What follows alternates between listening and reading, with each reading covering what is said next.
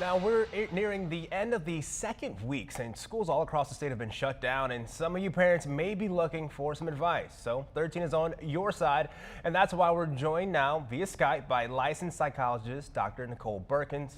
Doc, thank you so much for joining us this morning. Thanks for having me. Great to be here. Oh, so you're also a nutrition specialist. What is the biggest thing people should be aware of as they plan their meals throughout this shelter-in-place order? Well, it's a great question. As a clinical psychologist and nutrition specialist, one of the things that I do with families is help them think about how they can use food and nutrition to support their mental health. And certainly it's a high stress time. So I want to give people three major things to think about when they're planning their food, their meals, their snacks right now. The first is to make sure you're drinking enough water. Staying hydrated supports our immune system, but it also boosts our mood and reduces anxiety and keeps us from drinking more sugary beverages like juices and soda pops and things like that. Increasing produce is another major thing to think about when we're putting snacks out for kids or for ourselves, or even incorporating more fruits and vegetables into meals. Research shows that increasing our intake of fruits and vegetables decreases our stress and anxiety level and helps our mood as well.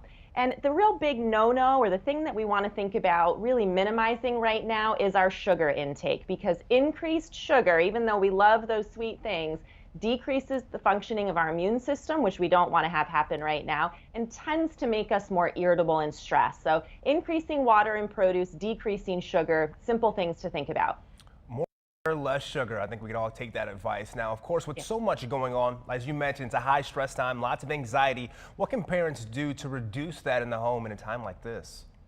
Yeah, we want to focus on things we can control when there's so much uncertainty going on. So the first is eating in ways that support our mood and reduce anxiety. The second is making sure that we're getting exercise or movement during the day. So we've had some beautiful days here recently, getting ourselves outside for fresh air, moving around. Even when the weather's not nice, getting some physical activity really does boost the mood, and it improves behavior for kids and reduces stress.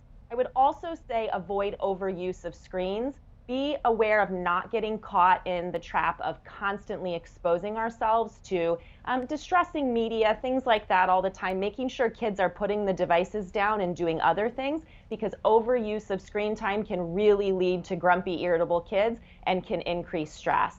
And the third thing I would say is just to focus on a gratitude practice, because the research shows that the more we focus on things that we have to be grateful for, the more our stress and anxiety comes down. So make it a habit right now, maybe towards the end of the day, everybody in the family share something that they're grateful for that day, and that'll help everybody out with reducing the stress level.